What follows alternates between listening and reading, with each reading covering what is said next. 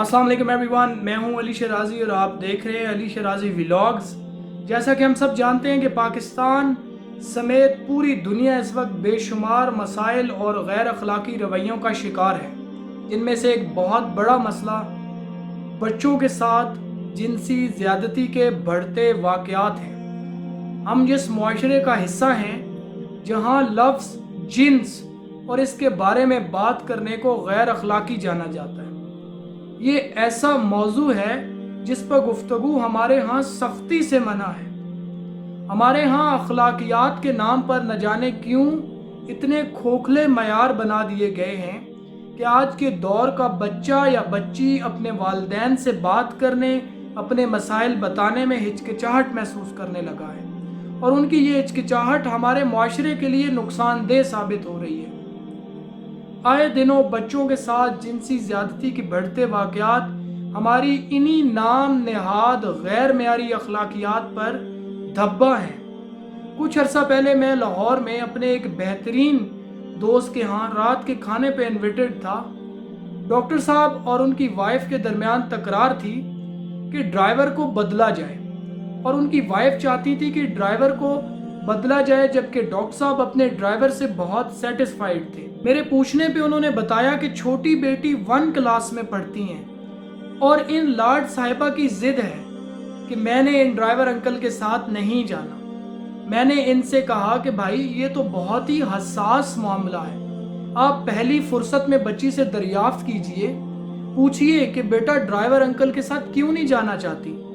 जिसके जवाब में उन्होंने ये कहकर बात टाल दी कि अली शराजी भाई ऐसी कोई बात नहीं, ये बच्ची है ही बड़ी ज़िद्दी।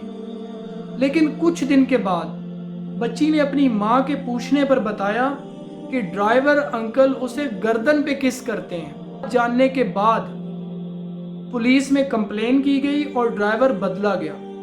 मैं समझता हूँ कि हम अपने बच्चों के माँ बाप तो बन जाते हैं लेकिन एक बेहतरीन दोस्त नहीं बन पाते। मैं समझता हूँ कि ये वक्त माजी की गलतियों से सबक सीखकर अपने बच्चों के साथ ताल्लुकात मजबूत करने का है, उनकी अखलाकी और जिनसी तरबियत करने का है। अगर आज हमने अपने बच्चों को जिनसी तालीम ना दी, उसकी अहमियत और ज़रूरत को ना समझा, तो आने वाला वक्त न जाने कितनी ज़ैनब, उज़्मा और फरिश्ता जैसी मासूम कलियों से उनका बचपन और ज़िंदगी छीन लेगा। मेरे इस मौजू पर गुफ्तगू करना शायद बहुत से लोगों को नागवार गुजरे, मगर मैं समझता हूँ ये मौजू वक्त की ज़रूरत है। हमें आगाही फैलाने, बच्चों को जिनसी एतबार से तालीम और तरबियत देने, बच्चों के साथ अपने ताल्लुकात मजबूत करने की अशद ज़रूरत है। इंटरनेट और सोशल मीडिया के बढ़ते हुए रुझान ने आज के वालिदैन और बच्चों दोनों पर शदीद असरात मुरतब किए हैं। बदकिस्मती से हम अखलाकी एतबार से इतना गिर चुके हैं कि हमें इससे कोई सरोकार ही नहीं रहा कि हमारा बच्चा कहाँ से सीख रहा है, क्या सीख रहा है, इंटरनेट पे बच्चे की रसाई कहाँ कहाँ पहुँची और क्यों पहुँची है, बहैसियत कौम। अब हम जिस गिलाज़त के ढेर में गिर रहे हैं, इससे बचने के लिए हमें अपने बच्चों को जिनसी तालीम देना होगी, उन्हें सही गलत का फ़र्क समझाना होगा। उम्र के एतबार से जिनसी तालीम के कई मराहिल हैं। बच्चों की तरबियत आज अहम तरीन ज़रूरत बन चुकी है। वालिदैन पर यह जिम्मेदारी आयद होती है कि वो बचपन से ही बच्चों को महरम और गैर महरम का फ़र्क समझाएं। बच्चों को सिखाएं कि उन्हें घर वालों और बाहर वालों के साथ किस तरह पेश आना है, ऐसे क्या रवैये और अफ़आल हैं जो गैर मुनासिब हैं और बच्चों का इस पर क्या रद्द अमल होना चाहिए। बच्चों को ये सिखाएं कि उनको कैसे रिएक्ट करना चाहिए।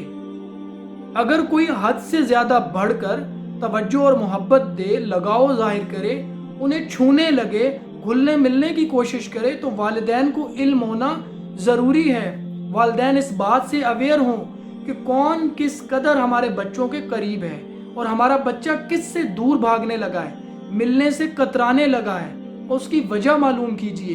प्यार से बच्चे से तरीके से सवालात कीजिए। ऐसी और कई बातें वालिदैन बच्चों को बताकर, सिखाकर, तालीम देकर उन्हें मुआशरे की इस गंदगी से महफूज रखा जा सकता है।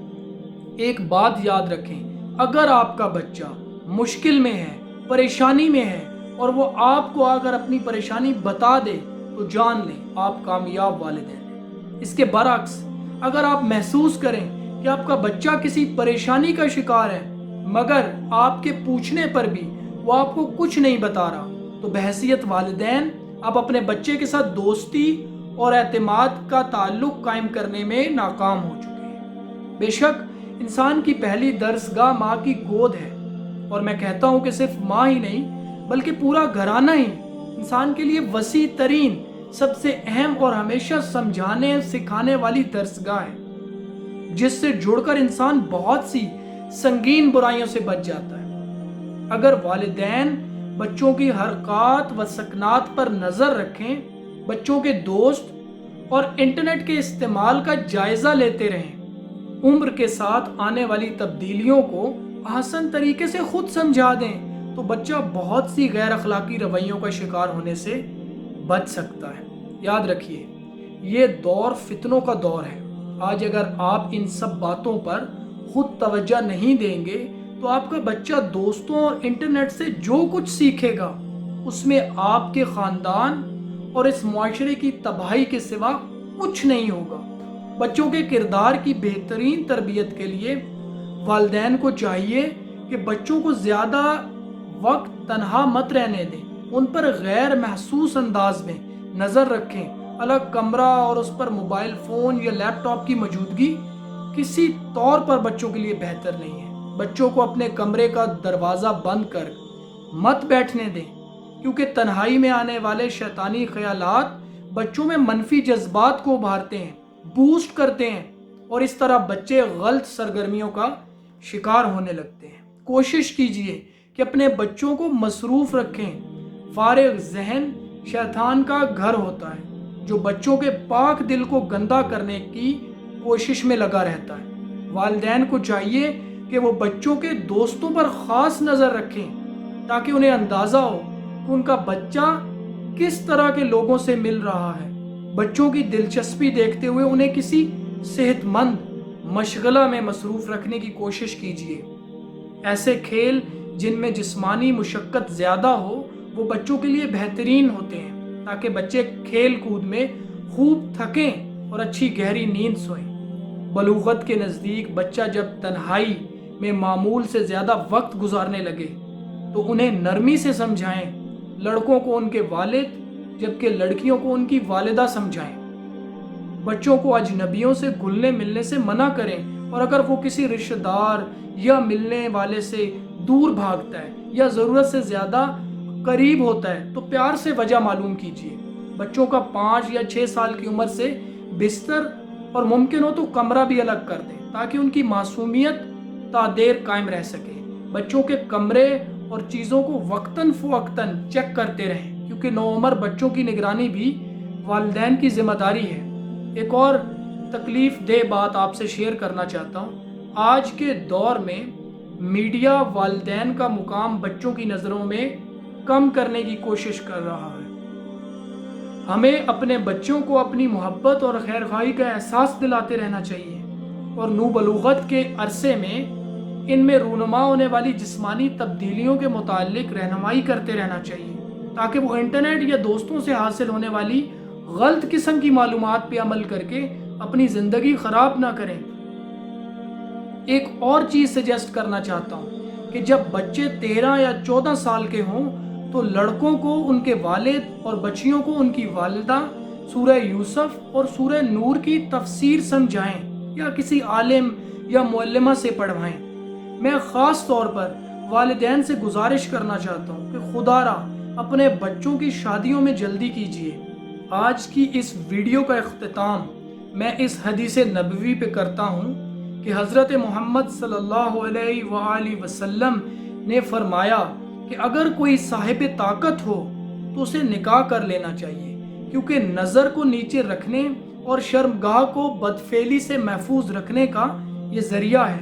اگر کسی میں نکاح کرنے کی طاقت نہ ہو تو اسے روزے رکھنے چاہیے، کیونکہ وہ اس کی شہوت کو ختم کر دیتا ہے۔ اللہ ہمیں اور ہمارے بچوں کو اپنے حفظ و امان میں رکھے، آمین۔ آپ سب کے لیے دعا گو، علی شرازی۔